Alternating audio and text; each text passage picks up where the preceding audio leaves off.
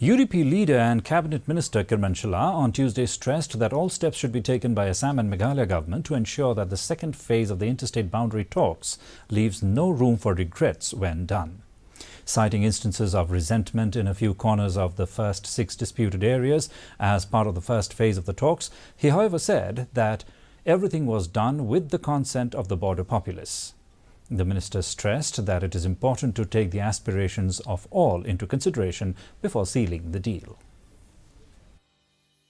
What has done, no doubt, there's always, we have to have this give and take. But I believe whatever has been done, this is as per the knowledge and the concern of those local people there. So for that, the people have to be very careful before they said where and then what they said. They has to be very careful. I believe that this time it shouldn't happen to any village. But where whoever feel that they wants to be in Meghalaya, they should say, raise their hands, show their concern that they are with Meghalaya, and we'll protect them. And we don't want to waste, to lose our land.